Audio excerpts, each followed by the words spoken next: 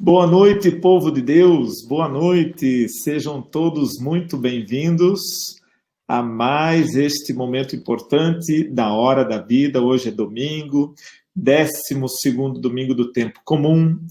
Com certeza todos já hoje tiveram a graça de participar da Sagrada Eucaristia, seja online, seja presencial. A gente sabe que no Brasil todo está muito forte também as missas pela internet, pela TV, e isso é bom, graças a Deus, que nos dá essa oportunidade. Mas eu quero ir acolhendo o pessoal que está aqui, vamos acolhendo o povo de Deus que está aí, chegando, e bastante gente chegando já. Vamos aqui, eu tenho inclusive já um recado do pessoal do Espírito Santo. O pessoal do Espírito Santo está dizendo o seguinte: hoje, os nossos parabéns para o padre Renato Cristê, coordenador da Comissão Vida e Família da Arquidiocese de Vitória e coordenador da Pastoral Familiar. Aniversário natalício. Olha que bênção. Eu conheci o padre Renato em Roma, tive a graça de estudar com o padre Renato. Então, que alegria hoje de saber que ele está aniversariando. Padre Renato, a nossa oração hoje é para o Senhor. Muito, muito bom saber disso. Vamos aqui recebendo o pessoal, Alice Zago, o Emerson, né, que foi o Emerson que deu esse recado, o Emerson e a Laci. Vamos o pessoal do Espírito Santo. Vamos recebendo aqui o pessoal também de São Francisco de Assis, Paróquia São Francisco de Assis, Presidente Prudente. Olha aí que benção. Só deixo sintonizando o povo aqui.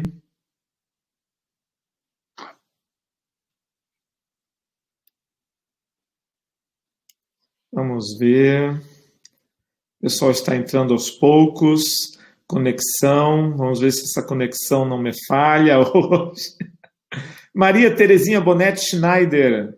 Bem-vinda, Maria Terezinha. Abraço, Maria Terezinha Schneck, Novo Hamburgo. Vamos ver aqui que eu não estou conseguindo sintonizar no site. Vamos ver se está tudo em ordem. Vocês estão me ouvindo? O povo aí vai dizendo se está ouvindo, se está em ordem ou não.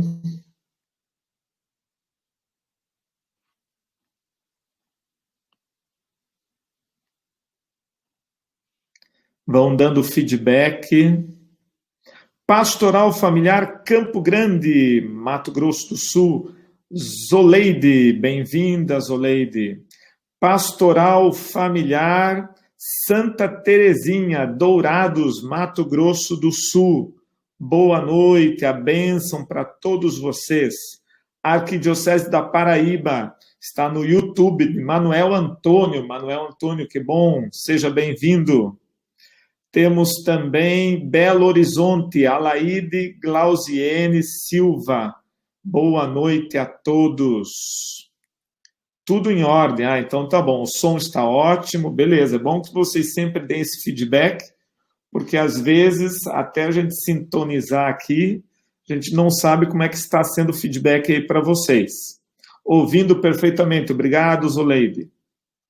Socorro Paim, boa noite. Rondônia, olha aí o Brasil todo presente, sempre bom ter vocês. Márcia Barbosa, Márcia e Fábio, né? Os dois sempre presentes também, Pastoral do Regional Nordeste. José Evaristo, Arquidiocese de Aracaju. O Brasil, Pastoral Familiar é uma bênção, né? Nós tivemos a alegria esta semana de reunir toda a equipe, os casais, o setor pré-matrimônio, pós-matrimônio, casos especiais, com os assessores eclesiásticos. Olha, Pastoral Familiar no Brasil está cada vez mais organizada. Que alegria. Vamos lá. Marivone Cordeiro, boa noite, Marivone Ervando, Diocese de Santo André, São Paulo. Queremos agradecer o trabalho de Dom Admir. Puxa, olha aí, vamos acolher o novo bispo de Erechim, saindo do Paraná, vindo para o Rio Grande do Sul. Eu tenho certeza que o Paraná ficou triste, porque é uma perda grande para a Pastoral Familiar do Paraná. Ele era o coordenador da Pastoral Familiar. E para nós, aqui no Rio Grande do Sul, é a maior alegria de receber agora Dom Admir, ordenado ontem aqui conosco. Nós estávamos sintonizados e, claro, foi lá na Arquidiocese de Cascavel. Que bênção, mais uma vez, parabéns para o Padre Admir. Gente, temos muito o que conversar hoje. Vamos rezar, aos poucos eu vou acolhendo vocês. Vocês vão aí entrando, se sentindo em casa, como sempre, e vamos iniciar pedindo vocações sacerdotais, religiosas e boas famílias. Em nome do Pai, do Filho e do Espírito Santo. Amém. Pai nosso que estais nos céus, santificado seja o vosso nome, venha a nós o vosso reino, seja feita a vossa vontade, assim na terra como no céu. O pão nosso de cada dia nos dai hoje, perdoai-nos as nossas ofensas, assim como nós perdoamos a quem nos tem ofendido, e não nos deixeis cair em tentação, mas livrai-nos do mal. Amém. Ave Maria, cheia de graça, o Senhor é convosco, bendita sois vós entre as mulheres, e bendito é o fruto do vosso ventre, Jesus. Santa Maria, Mãe de Deus, rogai por nós, pecadores, agora e na hora de nossa morte. Amém. Ave Maria, cheia de graça, o Senhor é convosco, bendita sois vós entre as mulheres, e bendito é o fruto do vosso ventre, Jesus. Santa Maria, Mãe de Deus, rogai por nós, pecadores, agora e na hora de nossa morte. Amém. Ave Maria, cheia de graça, o Senhor é convosco. Bendita sois vós entre as mulheres, e bendito é o fruto do vosso ventre, Jesus. Santa Maria, Mãe de Deus, rogai por nós, pecadores, agora e na hora de nossa morte. Amém. Ave Maria, cheia de graça, o Senhor é convosco. Bendita sois vós entre as mulheres, e bendito é o fruto do vosso ventre, Jesus. Santa Maria, Mãe de Deus, rogai por nós, pecadores, agora e na hora de nossa morte. Amém. Ave Maria, cheia de graça, o Senhor é convosco. Bendita sois vós entre as mulheres, e bendito é o fruto do vosso ventre, Jesus. Santa Maria, Mãe de Deus, rogai por nós, pecadores, agora e na hora de nossa morte. Amém. Ave Maria, cheia de graça, o Senhor é convosco. Bendita sois vós entre as mulheres, e bendito é o fruto do vosso ventre, Jesus. Santa Maria, Mãe de Deus, rogai por nós, pecadores, agora e na hora de nossa morte. Amém. Ave Maria, cheia de graça, o Senhor é convosco. Bendita sois vós entre as mulheres, e bendito é o fruto do vosso ventre, Jesus. Santa Maria, Mãe de Deus, rogai por nós, pecadores, agora e na hora de nossa morte. Amém. Ave Maria, cheia de graça, o Senhor é convosco. Bendita sois vós entre as mulheres, e bendito é o fruto do vosso ventre, Jesus. Santa Maria, Mãe de Deus, rogai por nós, pecadores, agora e na hora de nossa morte. Amém. Ave Maria, cheia de graça, o Senhor é convosco. Bendita sois vós entre as mulheres, e bendito é o fruto do vosso ventre, Jesus. Santa Maria, Mãe de Deus, rogai por nós, pecadores, agora e na hora de nossa morte. Amém. Ave Maria, cheia de graça, o Senhor é convosco. Bendita sois vós entre as mulheres, e bendito é o fruto do vosso ventre, Jesus. Santa Maria, Mãe de Deus, rogai por nós, pecadores, agora e na hora de nossa morte. Amém. Glória ao Pai, ao Filho e ao Espírito Santo, como era no princípio, agora e sempre. Amém. Ó meu bom Jesus, perdoai-nos, livrai do fogo do inferno e levai as almas todas para os céus e socorrei principalmente os que mais precisarem da vossa misericórdia. Jesus, Mestre divino, que chamastes os apóstolos a vos seguirem, continuai a passar pelos nossos caminhos, pelas nossas famílias, pelas nossas escolas, e continuai a repetir o convite a muitos de nossos jovens.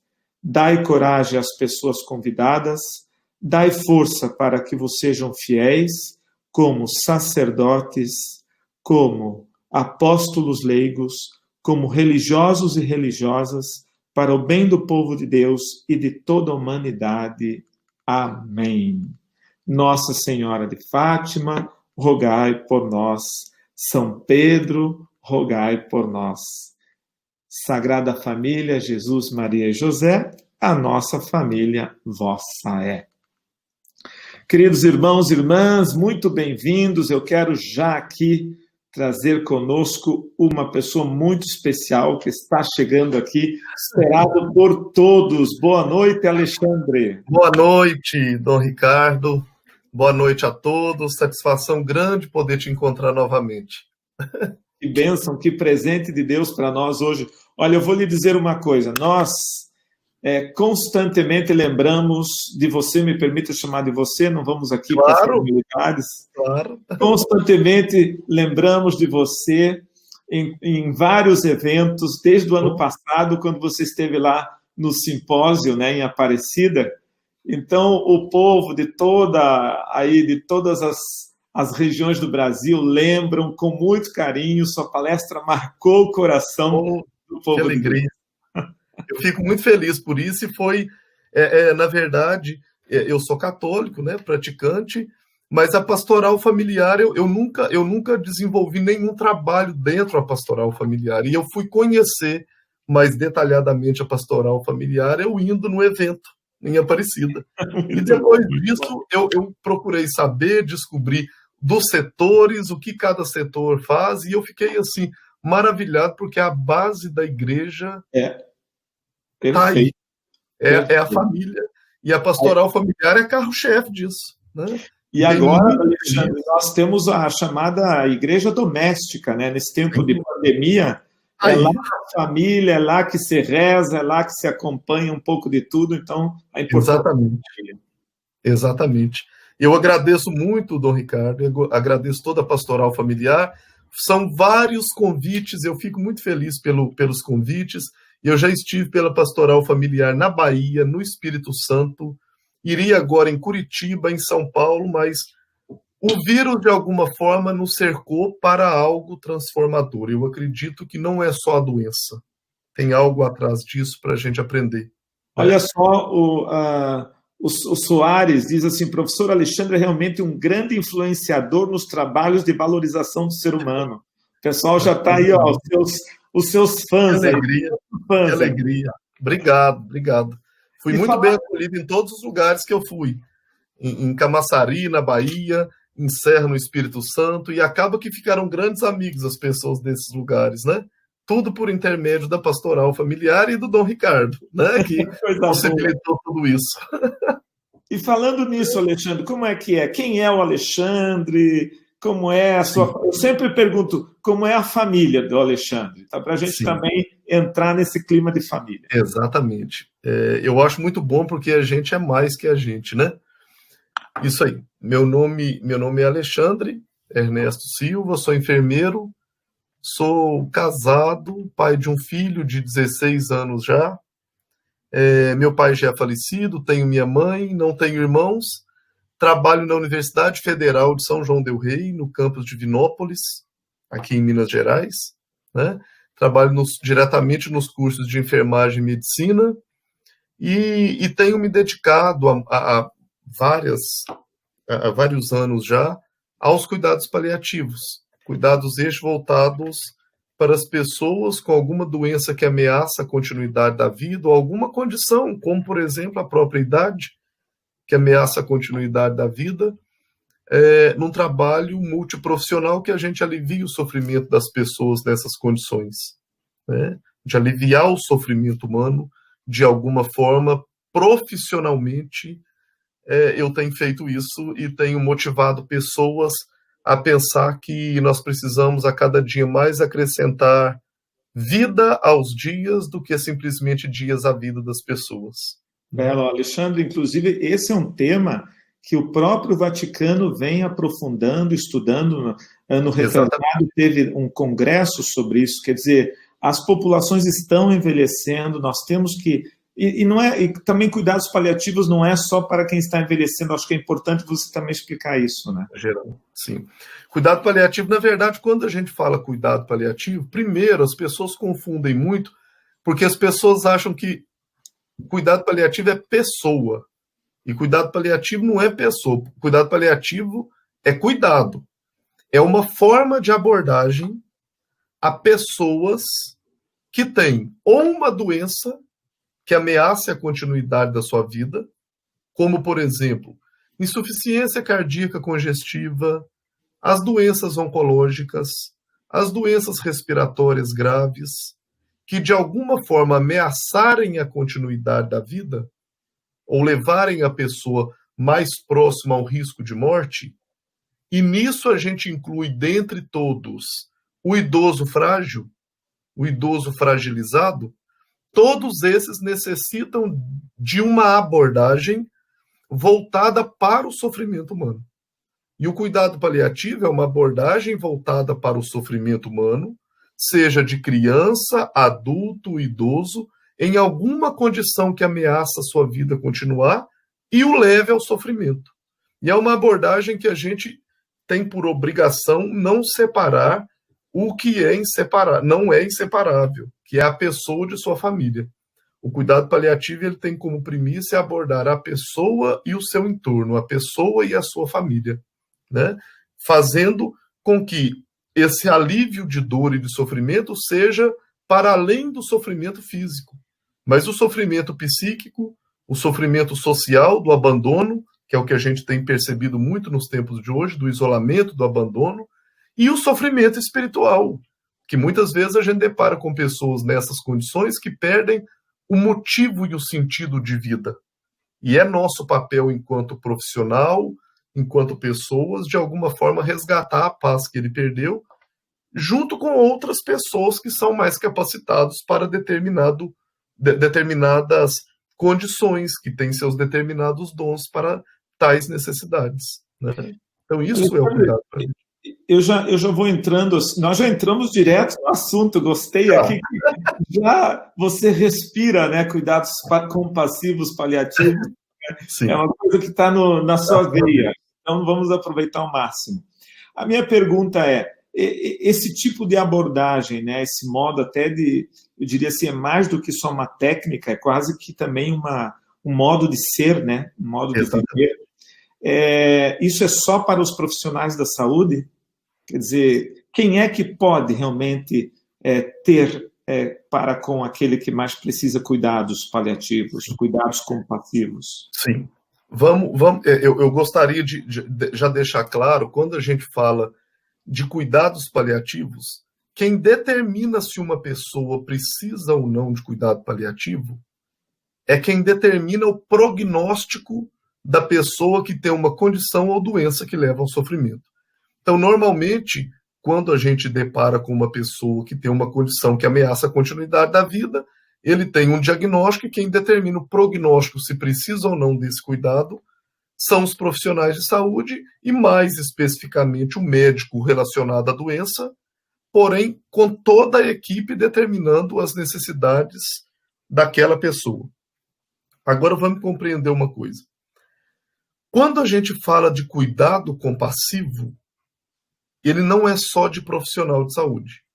O cuidado paliativo, ele é um campo, uma filosofia, uma forma de abordagem que exige ter um profissional de saúde conduzindo. E nesse profissional de saúde, por exemplo, inclui-se o capelão, por exemplo, que é a pessoa que carrega a chancela principalmente da espiritualidade, esse grupo. Mas tem profissional da saúde. O cuidado compassivo, ele vai para além de profissões e para além de profissional de saúde. E para isso, Dom Ricardo, eu acho que é muito interessante a gente falar da diferença da empatia com a compaixão, né? Bom, Quando com a gente certeza. fala da empatia, a empatia eu gosto muito de trazer ela de uma forma que fazendo uma analogia, é eu sentir na minha pele a dor que o outro sente na ferida dele. É empatia. Eu entendo, eu sinto muito por essa dor, eu compreendi, eu consigo sofrer pela dor do outro. Beleza. E a compaixão? A compaixão é quando eu sofro com a dor do outro, eu sinto na minha pele a dor que o outro sentiu, mas tem ação. Compaixão remete à ação. Eu sinto na minha pele a dor que o outro sentiu, mas eu faço algo para transformar a vida dele para melhor. Eu faço algo para Fantástico. aliviar o seu sofrimento, Você né? sabe que a campanha da fraternidade desse ano foi exatamente, claro que você vai tocar nesse assunto, mas eu já aproveito aqui, povo de Deus que está nos ouvindo, as famílias, Sim. essa distinção do Alexandre é fantástica, porque exatamente foi a proposta desse ano. Ele viu, sentiu compaixão e cuidou. São três momentos do Evangelho. Eu acho que exatamente vem aí, é fundamental o que você está dizendo. Ok. E quando a gente fala de cuidado compassivo, que eu faço para transformar a vida do outro e aliviar o sofrimento, ele não tem que ser profissional de saúde. Ele tem que ser pessoa. Ele tem que ser uma pessoa incomodada com o sofrimento do outro, que ele foi afetado pela dor do outro em algum campo da sua vida e que ele vai trabalhar de alguma forma para poder transformar a dor do outro em paz, em resgatar a dor do outro em paz. E aí vem um cuidado que a gente tem que ter, porque às vezes as pessoas tratam cuidado compassivo como sendo cuidado paliativo. O cuidado paliativo, ele exige um cuidado compassivo, mas ele é chancelado e ele é liderado por profissionais de saúde. O cuidado compassivo, ele não tem e ele não exige ser de profissionais de saúde, porque todos nós temos por obrigação que nos incomodar pela dor do outro, e aquilo que eu me sentir afetado e que for o meu dom de transformar a vida do outro, que eu coloque em ação. E colocar em ação é um ato compassivo, de transformar a vida do outro. Mas é muito interessante a gente pensar, Dom Ricardo, que eu só transformo a dor do outro na dor que ele manifesta. Nós temos vários problemas com pessoas que querem transformar a dor do outro, mas sem ouvi-lo. Aí ele busca transformar aquilo que ele quer transformar na sua vida. E como eu trabalho com população de favela, e nós podemos falar, viu, como eu estou nessa linha e eu trabalho com eles há muito tempo, não é proibido falar o nome favela. Pode falar o nome favela. Favela é uma árvore.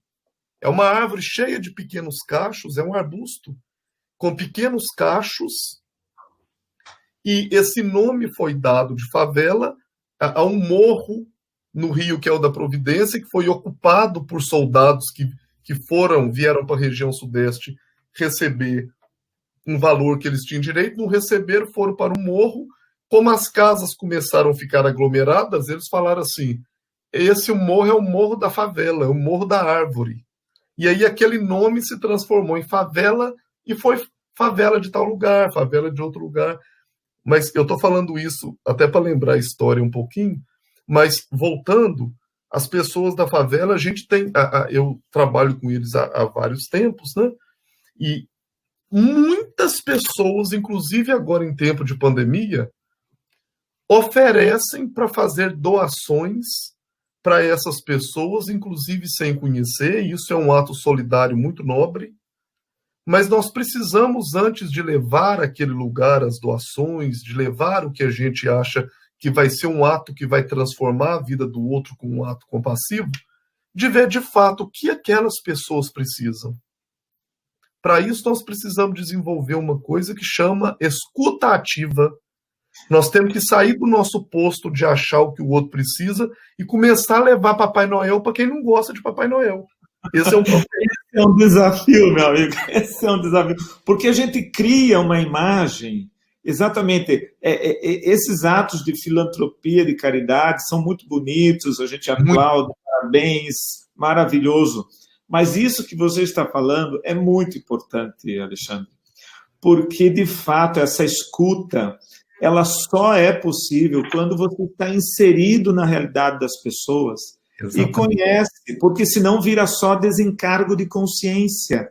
Você deixa lá e vai embora e não tem mais nenhum compromisso com aquelas pessoas. Então faltou, digo, aquele cuidou de Jesus, né? No Evangelho. Ele sentiu compaixão, sentiu dó, puxa, que pena, ajudou e foi embora. Não tem compromisso nenhum.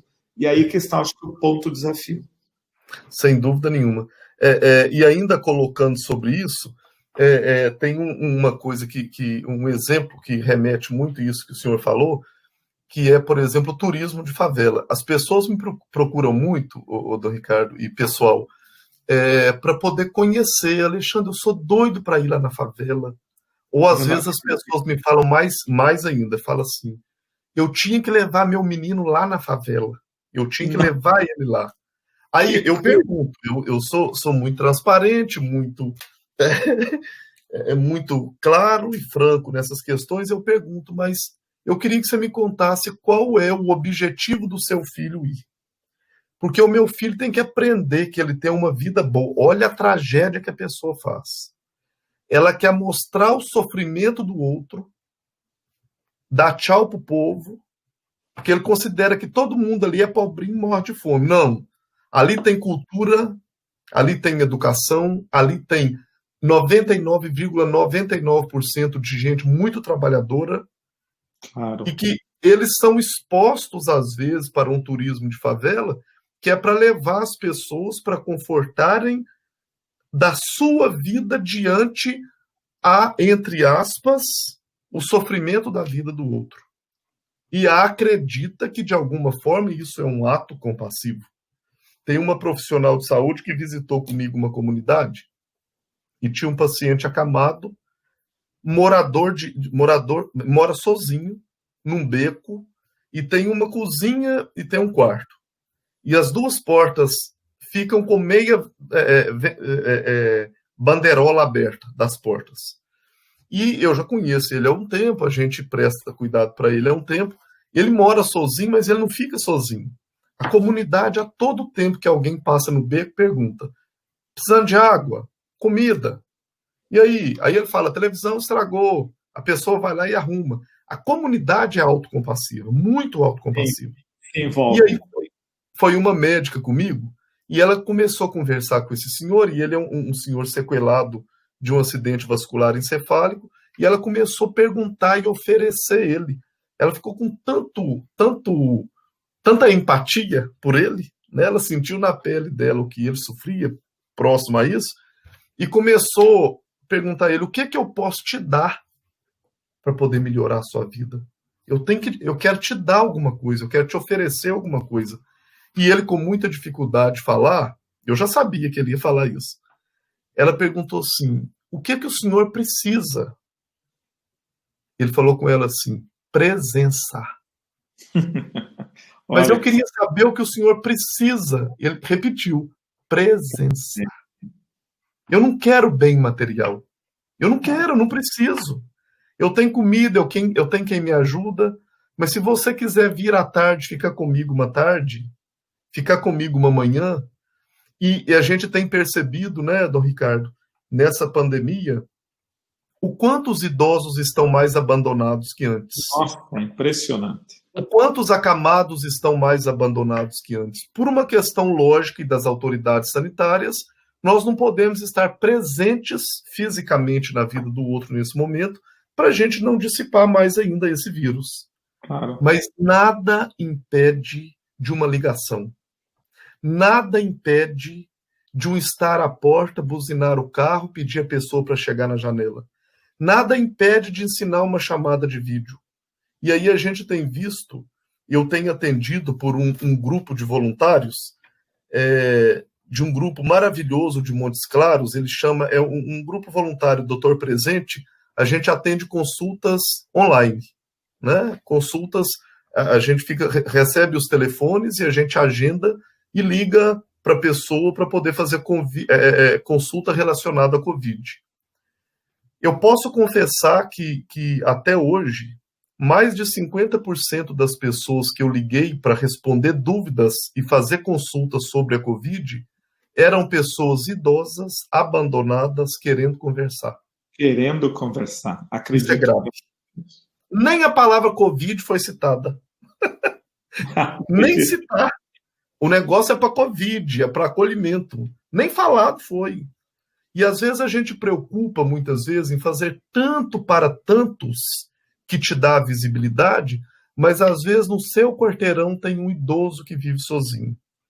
Às vezes não precisa ir à favela. Favela porque é o meu objeto de trabalho. Você pode ir na sua rua. Por exemplo, o bairro brasileiro com maior número de idosos é Copacabana, no Rio de Janeiro. Não é um bairro pobre. Não é um bairro pobre. E automaticamente e possivelmente é um dos bairros que quem trabalha nessa região fala que é o bairro de maior número de idosos abandonados que nós temos no Brasil também. Nossa, olha em aí, grandes apartamentos e vivem sozinhos. Nós visitamos uma senhora antes da pandemia que na casa dela tinha uma loja de chocolate. Eu não vou falar marca aqui, mas era uma loja de chocolate. E nós tivemos o cuidado de perguntar o que era tanto chocolate, se ela gostava tanto de chocolate. E essa senhora falou, não, essa é a desculpa que eu tenho para alguém poder entrar na minha casa e eu ver conversar com alguém e fazer algo. É comprando e pedindo a moça que trabalha na loja embaixo para subir e me entregar chocolate. É a forma que eu tenho de pedir alguém para comprar para mim alguma coisa, para conversar com alguém, porque eu sou totalmente abandonada. Ou seja, isso não tem relação com pobreza financeira. Não, com certeza. Tem relação com pobreza social, com pobreza de sentir-se só. Né? Alexandre, respira aí, que é bom demais te ouvir, é bom demais. Eu preciso dar uns recados para você. Okay. Olha aqui, ó, o Roberto Machado, professor Alexandre, Deus abençoe você. Prometemos que na primeira oportunidade Curitiba vai recebê-lo com muito prazer.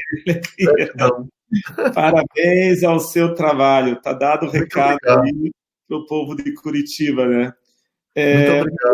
Muito obrigado. Muita gente aqui se manifestando. Vamos aqui colocar o José Francisco, que está no YouTube, né? Muito importante essa colocação do doutor Alexandre, a diferença entre empatia e compaixão. Também achei muito importante. Vamos entendendo aos poucos, né? E até purificando os preconceitos, os erros de compreensão que nós temos. A Márcia, nas comunidades tem humanização diante da diversidade. Trabalho em escola pública. Márcia e Fábio do Regional Nordeste 1 do Ceará. Então, o pessoal também está dizendo aqui, né, Alexandre, que, de fato, essas comunidades, e mesmo nas favelas, nós aqui no Rio Grande temos também estava até falando aqui com o Alexandre que nós estamos atendendo o pessoal morador de rua, que é outra realidade, também muito interessante. Eu acho que se a gente quer conhecer um panorama da cidade, é só conversar com esse povo, e eles conhecem muito mais do que qualquer um de nós. É que tornamos eles invisíveis. Isso é incrível, mas nós tornamos eles invisíveis. Alexandre, eu queria aproveitar essa deixa que você colocou aí dos idosos. Estamos aqui com famílias, né? Nessa noite, todo mundo que está aqui, praticamente pastoral familiar do Brasil todo. Nós temos, claro, o nosso setor pré-matrimonial, pós-matrimonial, temos casos especiais. Agora, o grande desafio que está por vir, exatamente essa questão da viuvez, a questão de idosos abandonados, idosos sozinhos.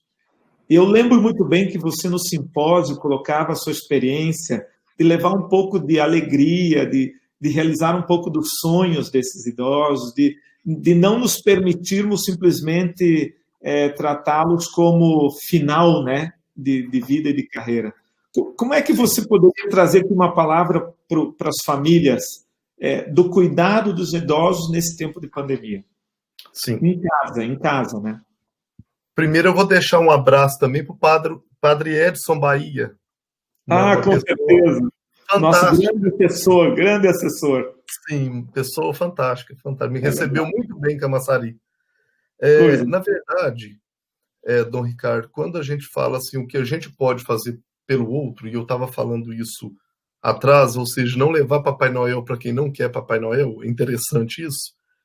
Nós precisamos de, independente da condição em que a pessoa vive, a idade em que a pessoa vive, nós precisamos reconhecer, por isso que eu falo da escuta ativa, e por isso a importância de ouvir os idosos, de estar com os idosos, pedir para escrever, pedir para gravar, pedir por chamada de vídeo.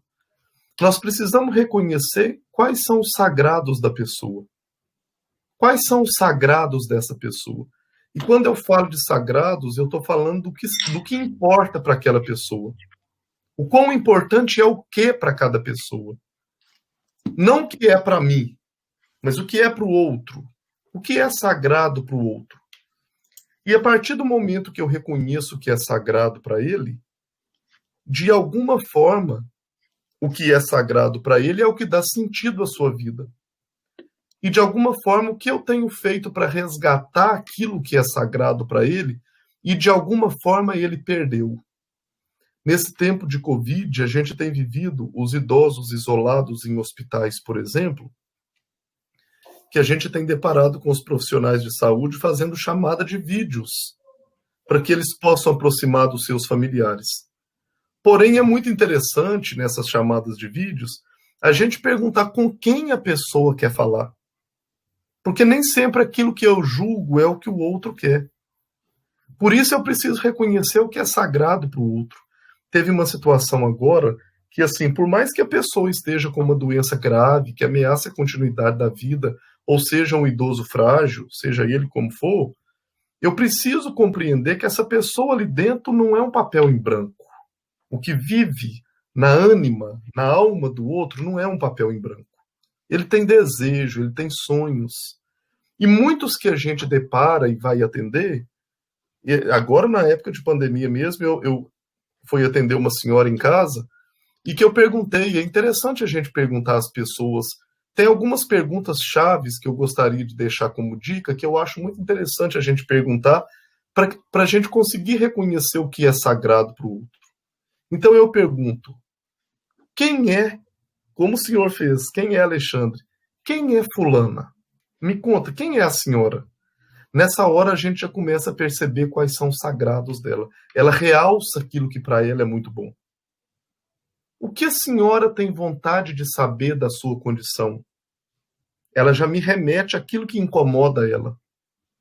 Em terceiro lugar, eu pergunto, quais são os seus desejos, vontades, expectativas, sonhos? O que para a senhora é sagrado?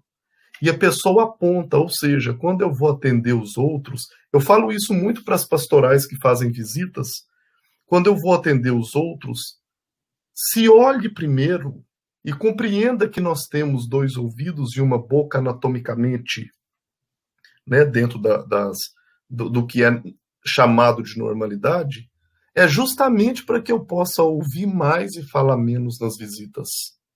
Eu estou indo acolher alguém, eu estou indo visitar alguém, eu estou ligando para alguém. O meu papel é muito mais de escutador do que de falador. E tem um exercício que não é falando grosseiramente, muito bom que a gente precisa fazer nos acolhimentos, que é aprender a silenciar, para que o outro possa esvaziar. E quando ele esvazia, no que ele está esvaziando, eu estou reconhecendo o que é sagrado e o que ele tem necessidade. E essa senhora falou para mim assim, eu não tenho vontade, eu perdi os sonhos, eu perdi tudo.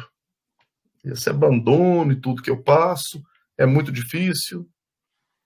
Então, eu perdi tudo. E ela estava assim, e ela ainda me contou o seguinte, que ela foi consultar e o profissional de saúde falou com ela assim, que agora já não tinha jeito dela sobreviver mais com a doença que ela tinha.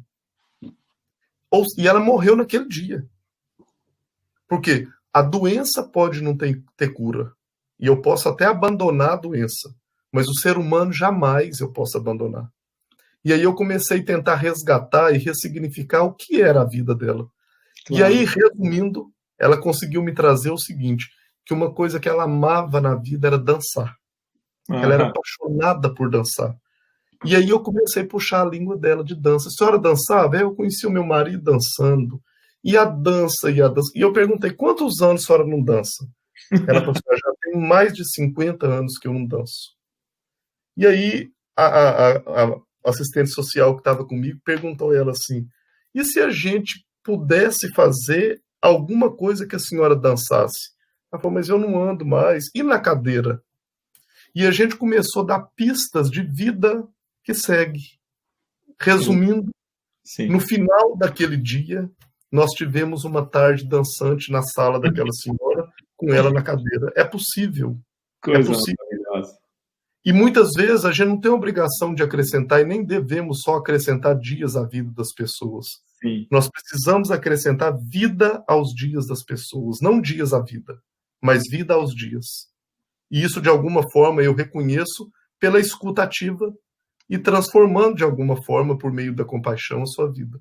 Né? E são alguns exemplos, né, Dom Ricardo? Muito bom, excelente. Olha só, Elaine faz a seguinte pergunta. Professor, assisti algumas palestras sobre o assunto e uma médica me chamou muito a atenção quando disse que nós devemos também aprender a sermos um idoso agradável. Um idoso que é grato aos que cuidam de nós. O senhor concorda com isso? É isso mesmo? Plenamente. A gente pode se tornar um idoso bom, não carrancudo, não bravo, não... Desagradável. Desagradável. É interessante falar isso, porque fica parecendo que quando... Era uma das minhas pautas, inclusive. Obrigado, Elaine. É interessante a gente falar isso, porque nós já temos um hábito enquanto latino-americano, de acreditarmos no assistencialismo como simplesmente um ato que me traz benefício, fazendo louvor àquilo que eu preciso sem eu ter que trocar nada. Então, muitas vezes, quando a gente fala do idoso, da política do idoso, da política nacional de humanização, remete-se a sempre fazer para o outro, mas muitas vezes as pessoas não compreendem as políticas, não compreendem as ações como algo que também tem que partir da pessoa uma questão transformadora, que também tem que partir da pessoa uma ação transformadora. Ou seja, aquele que está do outro lado e de alguma forma acolhe o que eu ofereço, ele tem que de alguma forma não ser grato a mim. Porque eu não tenho que exigir do outro gratidão. Gratidão é um ato natural, de dentro para fora, e que nem sempre é expressado. Mas eu tenho que ter, no mínimo, reconhecimento do bem que o outro faz na sua vida. Reconhecimento. Mudança de atitude, reconhecimento, ajuda compartilhada, porque se colocar no papel de vítima, quando eu tenho condição de contribuir, com outro que contribui para mim, também é um ato de caridade. Eu acabei uma live agora, e essa live que eu fiz, eu estava falando de solidariedade e caridade. E eu queria trazer isso que a Elaine levanta para nós, com uma interface com o que eu acabei de falar, porque a caridade, vou falar de forma bem simples, a caridade é um ato transformador, de doação, sem sofrimento, porque muita gente relaciona caridade e solidariedade ao sofrimento, sem sofrimento, à vida do outro com o objetivo de transformá-lo internamente, a caridade. E solidariedade é a mesma coisa, mas com um ato que eu transformo o seu meio externo. E aí, a gente vê várias situações com cuidados a idosos, a gente percebe que a pessoa que está oferecendo, ele tem um ato caridoso, sem sofrimento, de transformar internamente, solidário, de transformar externamente a vida do outro, mas isso só se concretiza de fato como um ato transformador quando a pessoa que está do outro lado se abre para isso. Então, nós, seres humanos, que se Deus quiser, vamos envelhecer, eu espero que sim, que a gente envelheça, que a gente compreenda que devido às nossas limitações orgânicas, fisiológicas, emocionais, psíquicas, nós precisamos ceder um pouco àqueles que nos ajudam. Então, que a gente sejam pessoas mais fáceis, que compreendem quando um filho fala, ó, papai, o senhor dirigir agora fica difícil, porque leva em risco a vida dos outros. Nós podemos arrumar uma pessoa que anda com o senhor, não, eu não quero, eu não aceito. Muitas pessoas, isso não é, muitas vezes não é demência. Muitas vezes, infelizmente, a palavra, e é duro falar isso, mas é uma certa ignorância, de compreender que para o outro ajudar aquele, ele precisa ceder a ajuda. Então, que a gente compreenda que as nossas limitações fisiológicas, biológicas e psíquicas faz parte da nossa vida no seu decorrer. Há uma certa fragilidade e que eu reconheça quando isso acontece, e que naturalmente acontece, em saber ceder muitas vezes, algumas vezes, àquilo também que o outro está tentando oferecer. Não é só um lado que precisa, o outro também precisa ceder, para que aí se materialize de fato o ato caridoso e solidário da compaixão. Caridoso e solidário da compaixão. Isso que você fala é fundamental para dentro da família também, né? Nós estamos, às vezes, claro, tendo aqui uma perspectiva social, mas o primeiro lugar onde nós vamos moldando o coração de pedra para um coração de carne é com os que estão mais próximos. É com aquelas pessoas que estão ao nosso lado.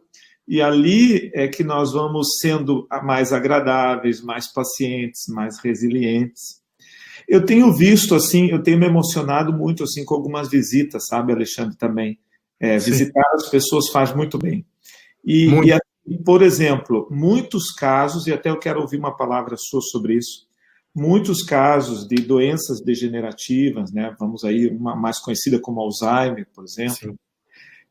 Uma senhora, fiquei muito emocionado, ela já está há 10 anos, o marido totalmente na cama, há 10 anos que ela cuida daquele marido. E ela disse, olha, bispo, eu não posso ir na igreja, mas o pessoal me traz aqui a Eucaristia, eu rezo, tudo. Mas eu resolvi me dedicar ao cuidado dele, porque assim meus filhos podem sair, meus filhos podem passear, e eu que cuido dele. Então, à medida que aquela mulher falava, eu comecei a perceber que ali não havia um problema, que ali havia muito amor, muito amor. O amor ali transbordava.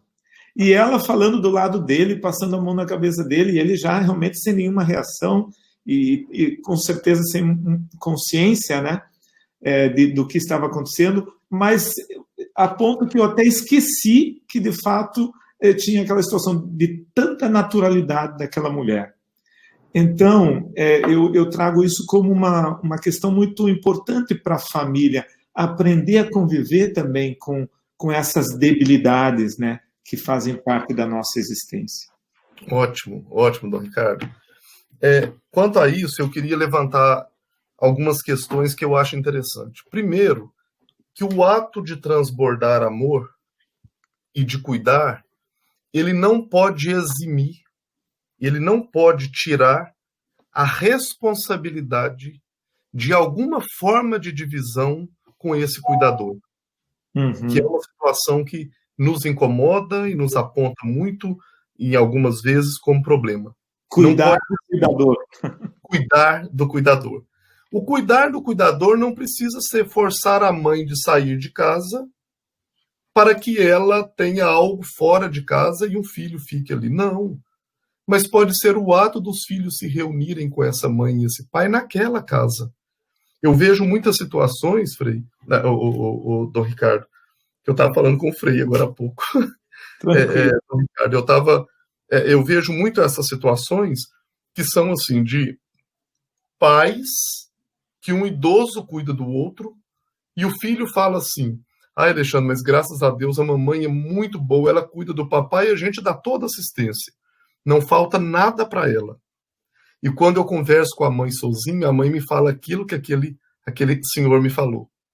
Alexandre, eu não posso reclamar não, meus meninos são muito bons para mim, não sei o quê, mas eu sinto falta de gente aqui em casa, de gente para vir na minha casa. Ou seja, não é visita, não é assim, mamãe, tudo bom, eu trouxe o dinheiro, trouxe a fralda, trouxe a comida, mas eu sinto falta da presença. Às vezes a pessoa que está com a demência em desenvolvimento nem tanto sente pela sua desconexão, mas não estou falando que não sente, nem tanto sente. Mas aquele cuidador que está mais tempo ali, quando eu vou entender o seu interior, o que está passando, é um amor tão grande que aquilo eu posso de alguma forma prevenir um luto patológico. Se a pessoa dedica só aquilo, se a pessoa faz só aquilo, se a pessoa não tem uma interface com nada, se a pessoa não é levada em nenhum momento fora daquilo para ver que uma vida continua em paralelo, normalmente após o óbito desse companheiro, desse pai, desse filho, normalmente a gente tem problemas gravíssimos e sérios com os cuidadores, porque eles pararam a vida com um amor intenso, mas esqueceu de amá-los. Esqueceu de amá-los. E as pessoas no seu envolto, sabendo do tão cômodo foi o quanto ela amava, não sabia que ele vai ter um problema depois, posterior, daquela mãe que não tem mais o companheiro e agora a solidão desenvolveu uma depressão profunda, uma doença mental, que vai depender muito mais do que se tivesse partilhado o cuidado do pai. E eu não falo deixar de cuidar, fazer com que a mãe não cuidasse, mas diminuir a carga. Por mais que ele ama, tem uma carga. Não significa, quando eu falo assim, eu estou cansado, não significa que eu não goste do que eu estou fazendo, mas eu estou cansado, porque eu sou humano. Eu canso. Eu sou ser humano. Né? E é muito comum a gente ver essa cena do cuidador, às vezes, está mais adoecido do que a própria pessoa. E aí, uma coisa que as pessoas perdem, o Dom Ricardo, e eu acho isso fundamental da gente dividir. Essa semana eu vou fazer uma reunião com uma família que a senhora tem um câncer muito evoluído já, muito idosa com câncer evoluído, e ela tem 3 filhos. E só um filho que cuida. Ela é viúva e o filho dedica 24 horas mais a esposa a essa senhora. E todas as vezes que eu vou conversar com ele, ele fala assim, não, mas minhas irmãs, coitado, trabalho, mas minhas irmãs... E aí a gente tem que fazer, inclusive, as pessoas compreenderem uma outra lógica. Elizabeth Kubler-Ross, uma médica fantástica, autora de vários livros, e uma das precursoras do cuidado paliativo, ela chama o paciente de mestre do cuidado. Gente, cuidar de uma pessoa idosa ou doente, aquilo é uma escola de vida. Aquilo é uma escola de vida que nós não podemos ser egoístas de não dividir as carteiras com outra pessoa. Quem acha que carrega o cajado na mão do cuidado, deixa o cajado rodar a casa um pouco, porque você está sendo, de alguma forma, beneficiado sozinho. Muitas vezes as outras pessoas precisam aprender com aquela situação alguma coisa. Não que precisa, não que a pessoa é ruim e tem que ficar boa, mas as pessoas podem, de alguma forma, evoluir, de alguma forma, no ato da escuta, no ato da paciência, no ato da partilha. Então, e eu explico muitas famílias que ficam assim, Dom Ricardo, que às vezes eu falo, ó, eu acredito que você deve estar esperando no velório da sua mãe que eles te entreguem uma coroa só por você ter cuidado sozinho. Não vai ter essa coroa. Para você, não. Então, divida. Não espere aplausos. Divida. Aceite, de alguma forma, com que outro contribua e, ao mesmo tempo, com que o outro se beneficie do cuidado do outro. Né? Interessante. Eu acho que é uma discussão que vai longe. Vai longe, meu amigo, e muito profunda, né? Porque, de fato, tem o lado do apego, tem o lado de um amor total, mas tem o lado também do cansaço, né? Eu acho que isso Exatamente. Vale a pena a gente pensar se nós estamos cuidando. Olha, eu não consigo dar conta aqui dos comentários, vou trazendo alguns.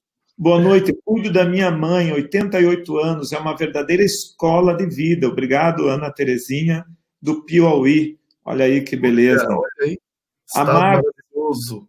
É verdade. A Márcia, a vivência com pessoas com essa doença gera em nós a transformação de ressignifica o sofrimento todos os dias. Vivo isso com meu pai, Márcia e Fábio, Regional Nordeste 1, Ceará. Olha.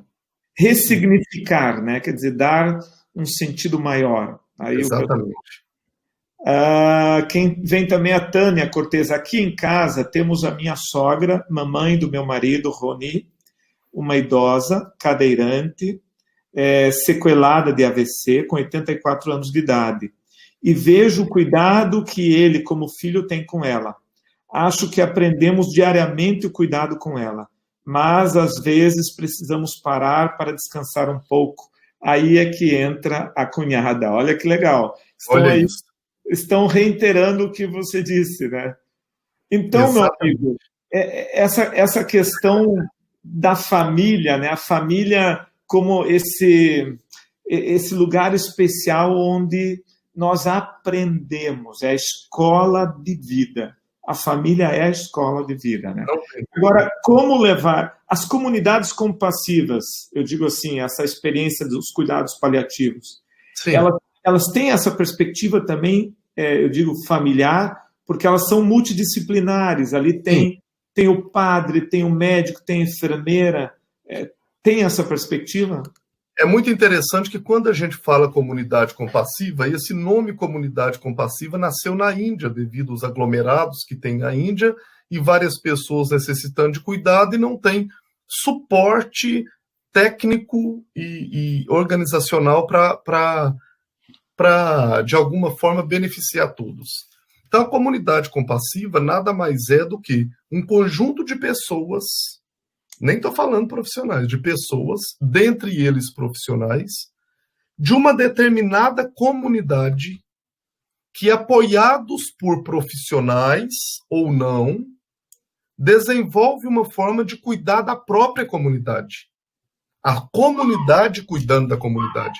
E quando a gente fala da comunidade cuidando da comunidade, é que eu capacite as pessoas daquela comunidade para cuidar dos seus idosos, para cuidar das suas crianças, para ajudar aquela pessoa que tem dificuldade de falar, por exemplo, com uma esclerose lateral amiotrófica e precisa comunicar, e uma pessoa tem a habilidade de trabalhar tábuas de significado, de nome, de colocar palavras e fazer com que a pessoa fale melhor, alguns têm mais facilidade de acolher e de buscar alimentos fora para a própria comunidade.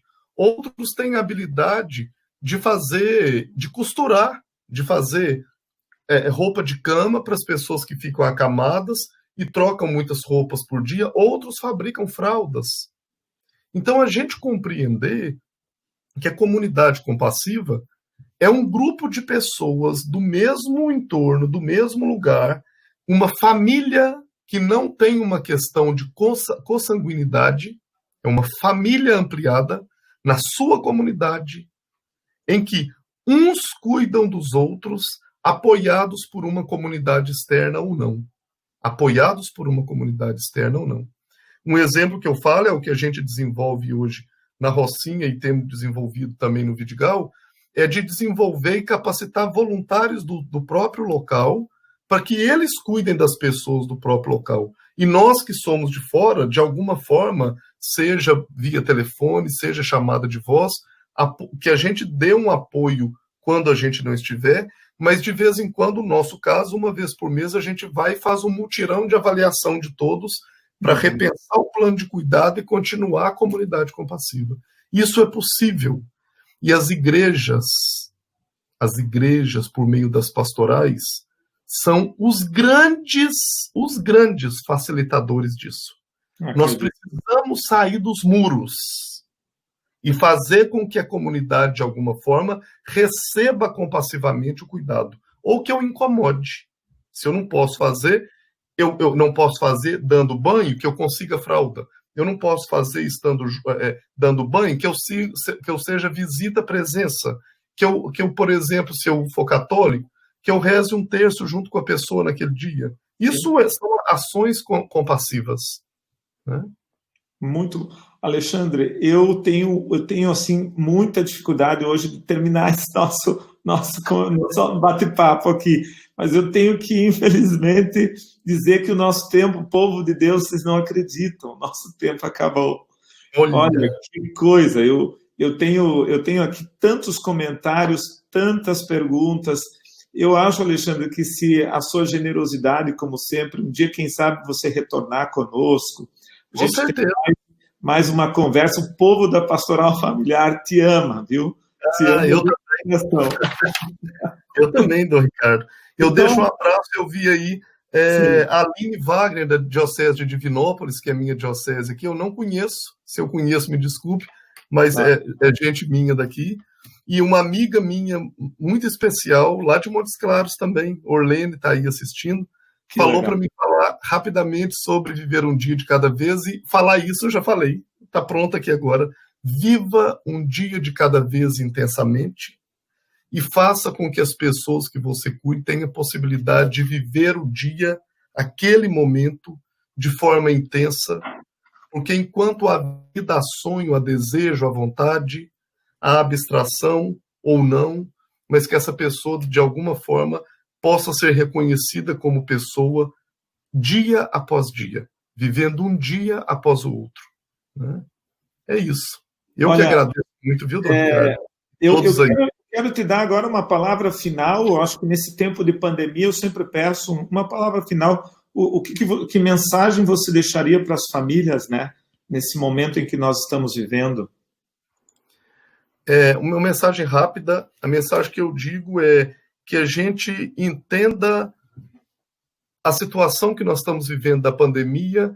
A gente tem uma escolha de viver crise ou oportunidade.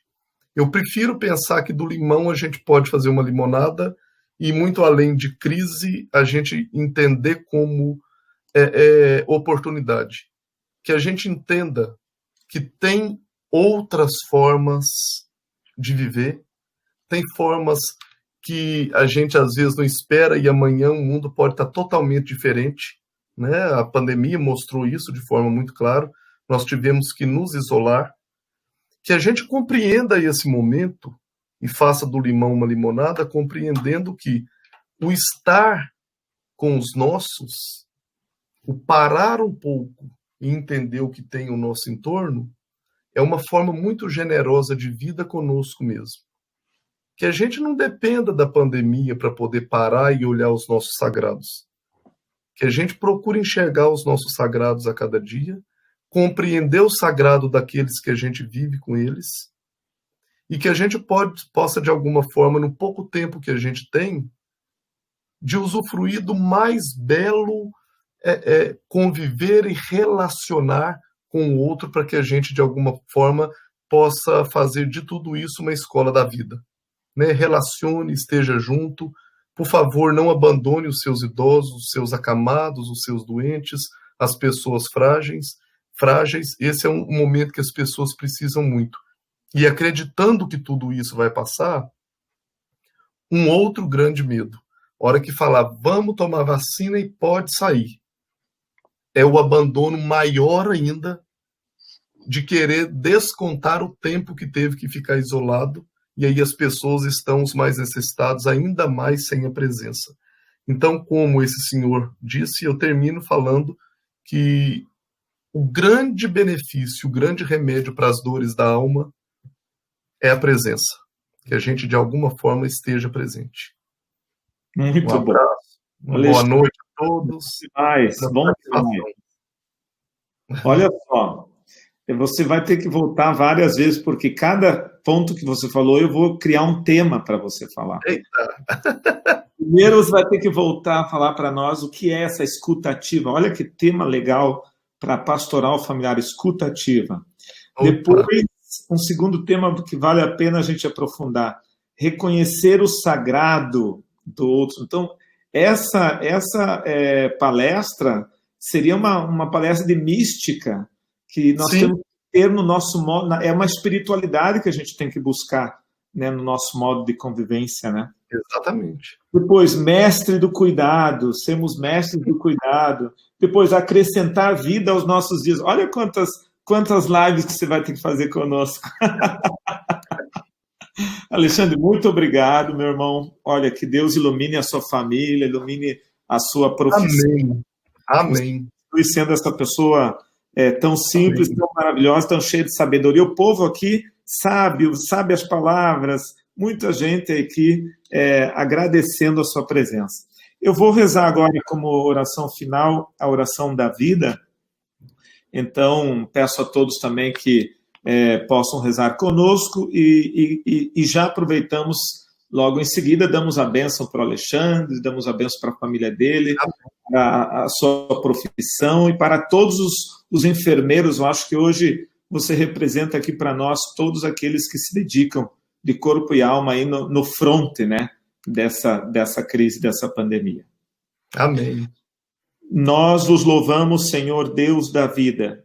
Bendito sejais porque nos criastes por amor. Vossas mãos nos modelaram desde o ventre materno.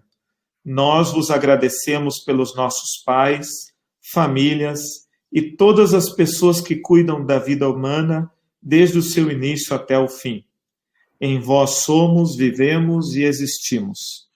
Abençoai todos os que zelam pela vida humana e a promovem. Abençoai as gestantes e todos os profissionais da saúde.